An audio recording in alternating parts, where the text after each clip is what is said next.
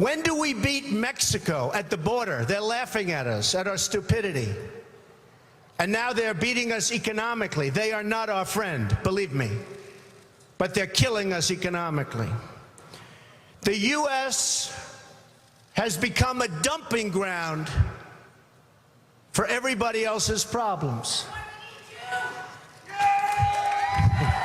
Thank you. It's true.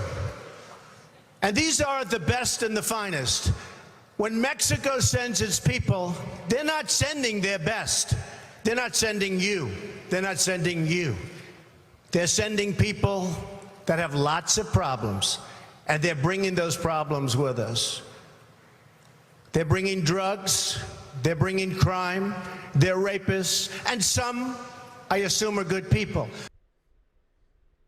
You know what's really sad? This clown is not only the Republican frontrunner for the nomination to run for the highest office in our land, but out of all the Republicans running, is probably the most reasonable of the bunch. Don't believe me? Let's see what one of the other candidates has been saying and see what the Donald had to say about the same issue. All thanks to this incredibly brave lady who decided that the courage of her convictions was more important than simply even her own freedom. And she was willing to go to jail for what she believed. She has ignited something across this country where people are tired of the tyranny of judicial action that takes people's freedoms away, takes their basic fundamental constitutional rights and puts them in jeopardy, and a tyranny of a legislative court that believes that it can make up law and somehow find a way to enforce it.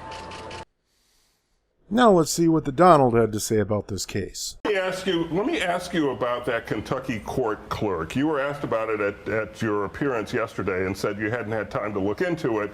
So now what do you think? She's refusing to grant same-sex marriage licenses. She's been ordered by a court to do it. Now she's been ordered to jail. Some of your opponents are standing with her and saying she has a right to do this. What do you think? Well, look, the decision came down from the Supreme Court, Gene, so I'm a believer on both sides of the picture. I would say the simple answer is let her clerks do it. Now, from what I understand, she's not letting her clerks do it either. The other simple answer is rather than going through this, because it's really a very, very sticky situation, a terrible situation, 30 miles away they have other places. They have many other places where you get licensed, and you have them actually quite nearby. That's another alternative. I hate to see her being put in jail. I understand what they're doing.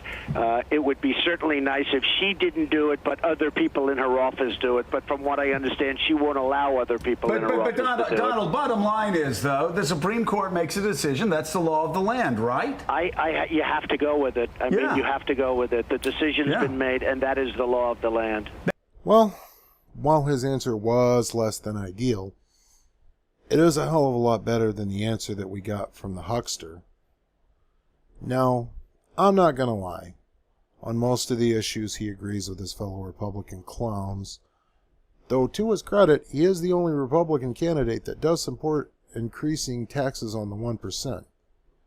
Something the other jokers promise not to do at all. Hell, that's not even something that this Democratic candidate, who said this, has even committed to in any meaningful way, and honestly probably won't, since most of her donors are big banks.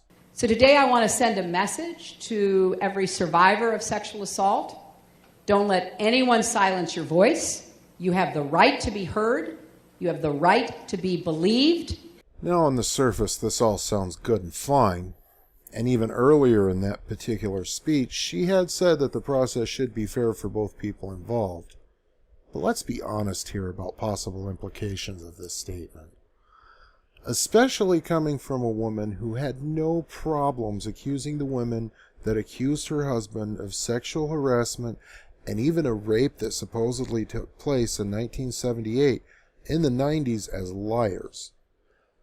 One possible implication that could be taken away from this is that in cases of sexual assault, due process might just be denied to those accused of this crime, especially to those of lower economic means, more so than they are already with the whole public pretender situation, that a lot of poor people accused of crimes has to deal with.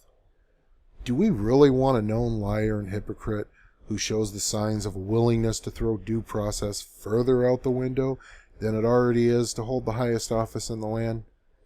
I'm thinking no. I really don't know what to do if the election next year comes down to a choice between Trump and Clinton, as it does look like Trump could go all the way with this thing. And while Sanders is leading in all the polls, let's not forget how bad Dean got fucked by the DNC and media back in 2004 when it looked like he might win the nomination. Look, I'm not saying that the Donald is the ideal candidate here. He isn't for reasons that are painfully obvious to anyone with half a brain. What I am saying, though, is he isn't the only candidate that isn't ideal, either.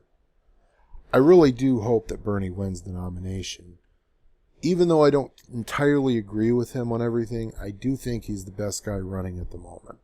I am Spike Chartel, son of the intergalactic pizza cat, and if you like this video, please be sure to hit the thumbs up button.